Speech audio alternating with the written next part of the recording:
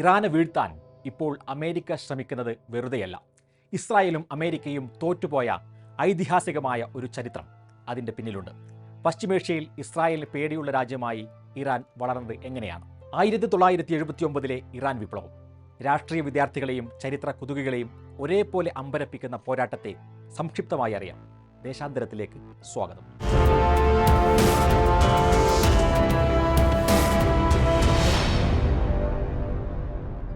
ഇസ്രായേലിന് ലോകത്തെ ഏറ്റവും ശത്രുതയുള്ള രാജ്യമാണ് ഇപ്പോൾ ഇറാനെങ്കിൽ ഈ രണ്ടു രാജ്യങ്ങൾ പരസ്പരം സൗഹൃദത്തിലായിരുന്ന ഒരു കാലമുണ്ടായിരുന്നു. 1948 ഇസ്രായേൽ എന്ന രാജ്യം രൂപീകരിക്കപ്പെട്ടതിന് ശേഷം ഇസ്രായേലിനെ ഒരു സ്വതന്ത്ര രാജ്യമായി അംഗീകരിച്ച ആദ്യത്തെ രാജ്യങ്ങളിലൊന്നാണ് ഇറാൻ. പശ്ചിമേഷ്യയിൽ അമേരിക്കൻ താൽപ്പര്യങ്ങൾ സംരക്ഷിക്കുന്നതിൽ ഈ സൗഹൃദം നിർണായകമായ പങ്കുവഹിച്ചു.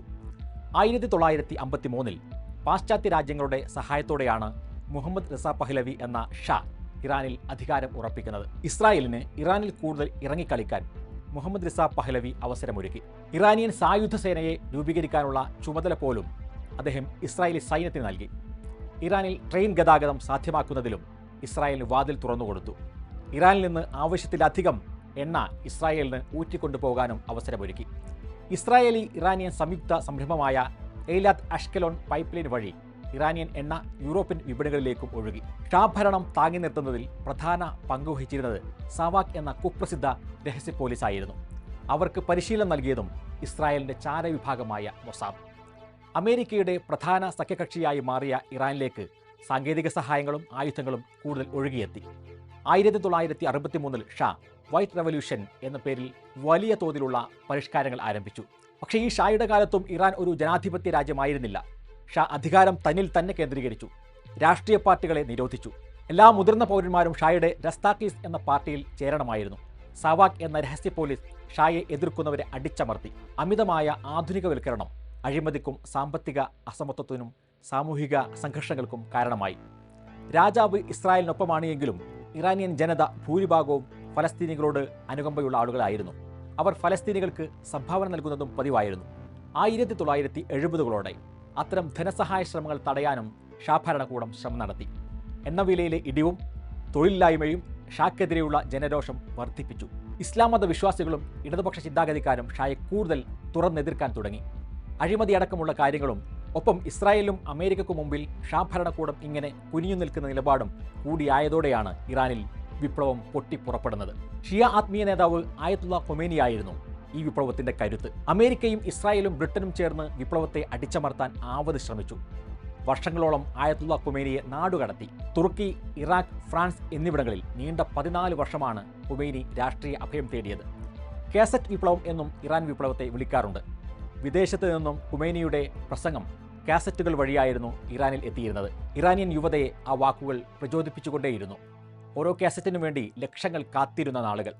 ഷിയ ചിന്തകൻ അലി ശരീഅത്തിയുടെ എഴുത്തും പ്രസംഗങ്ങളും വിപ്ലവത്തിന് ആശയ അടിത്തറയായി. ആയിരങ്ങളെ കൊന്നൊടുക്കിയിട്ടും വിപ്ലവം നാൾക്കുനാൾ ശക്തി കൂടി വന്നു.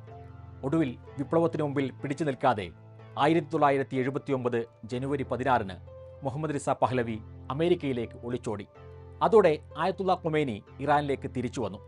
1979 ഫെബ്രുവരി 1 അത്. 14 വർഷത്തെ വിദേശവാസം അവസാനിപ്പിച്ച് ഖൊമേനി ഇറാനിൽ വിമാനം ഇറങ്ങിയപ്പോൾ സ്വീകരിക്കാനെത്തിയത് 50 ലക്ഷം മനുഷ്യരായിരുന്നു. അതോടെ ഖൊമേനിയുടെ കീഴിൽ ഇസ്ലാമിക ഭരണകൂടം ഇറാനിൽ സ്ഥാപിക്കപ്പെട്ടു. മുഹമ്മദ് റിസ പഹ്ലവി അഭയം തേടിയത് അമേരിക്കയിലായിരുന്നു. ഷായെ ഇങ്ങനെ സഹായിക്കാൻ അമേരിക്ക തയ്യാറായത് ഇറാൻ US ബന്ധത്തെ കൂടുതൽ കലുഷിതമാക്കി. ഷായെ വിട്ടുതരണം എന്ന് ഇറാൻ ആവശ്യപ്പെടുകയും അമേരിക്ക അതിന് ഒരുക്കമല്ല എന്ന് അറിയിക്കുകയും ചെയ്തു. ചരിത്രത്തിൽ അതുവരെ കാണാത്ത തിരിച്ചടി അമേരിക്കയ്ക്ക് കിട്ടിയ സംഭവങ്ങൾ നടന്നത് അങ്ങനെയാണ്. തഹ്റാനിലെ US എംബസി ഇറാനിലെ ഒരു വിഭാഗം യുവാക്കൾ പിടിച്ചെടുത്തു. നയതന്ത്ര ഉദ്യോഗസ്ഥർ ഉൾപ്പെടെ 53 പേരെ ബന്ദികളാക്കി. ഇറാനിൽ ഷാ ഭരണകാലത്ത് നടപ്പിലാക്കിയ അമേരിക്കൻ ഇസ്രായേൽ പദ്ധതികളുടെ പല രേഖകളും എംബസിയിൽ നിന്ന് ഇവർ പിടിച്ചെടുത്തു. ഒരു കമാൻഡോ ഓപ്പറേഷനിലൂടെ എംബസിയിലെ ജീവനക്കാരെ മോചിപ്പിക്കാൻ US പ്രസിഡന്റ് ജിമ്മി കാർട്ടർ നടത്തിയ ശ്രമം അതിനേക്കാൾ വലിയ നാണക്കേടായി. ബന്ദികളെ മോചിപ്പിക്കാൻ വന്ന കമാൻഡോ സംഘം വിമാനം തന്നെ തകർന്നു തരിപ്പണമായി. മുഹമ്മദ് റിസ പഹ്ലവിയെ പുറത്താക്കാൻ അമേരിക്ക സമ്മതിച്ച ശേഷം മാത്രമായിരുന്നു 444 ദിവസം നീണ്ടുനിന്ന തടവിൽ നിന്ന് അമേരിക്കൻ ഉദ്യോഗസ്ഥർ മോചിപ്പിക്കപ്പെട്ടത്. 1979 ഫെബ്രുവരി 19 ഇസ്ലാമിക വിപ്ലവം നടന്ന് ഒരാഴ്ചയ്ക്ക് ശേഷം ഇറാൻ ഇസ്രായേലുമായുള്ള ബന്ധം പൂർണ്ണമായും വിച്ഛേദിക്കുന്നതായി പ്രഖ്യാപിക്കുന്നു. ഇസ്രായേലിനെ ഒരു രാഷ്ട്രമായി അംഗീകരിക്കുന്നില്ല എന്നും അറിയിച്ചു. ഇസ്രായേലുമായുള്ള എല്ലാ വാണിജ്യ ബന്ധങ്ങളും അവസാനിപ്പിക്കുകയും ചെയ്തു. തെഹ്റാനിലെ ഇസ്രായേൽ എംബസി അടച്ചുപൂട്ടി. അത് PLOക്ക് കൈമാറി. പിന്നാലെ ഫലസ്തീൻ നേതാവ് യാസർ അറഫാത്ത് ഇറാനിലേക്ക് പറന്നിറങ്ങി. ലക്ഷക്കണക്കിന് ഇറാനികൾ അറഫാത്തിനെ സ്വീകരിച്ചു. ചരിത്രത്തിലെ ഈ നാണക്കേട് മറക്കാൻ US-നും ഇസ്രായേലിനും കഴിയില്ല. അന്നു മുതൽ ഇറാനെ തകർക്കാൻ ഇരുവരും പല വഴിയിൽ ശ്രമിച്ചു. പക്ഷേ അതിനെല്ലാം ഇതുവരെ ഇറാൻ ഭരണകൂടം അതിജീവിച്ചു. ഇപ്പോൾ വൻ ആയുധശേഖരവുമായി ട്രംപ് വരികയാണ്. ഇസ്രായേൽ അതിനുള്ള ക്യാമ്പയിൻ നടത്തുകയും ചെയ്യുന്നു. ഈ അവസരം അമേരിക്ക ജയിക്കുമോ? ഇറാൻ അതിൻ്റെ കരുത്ത് തുടരുമോ? കാത്തിരിക്കാം.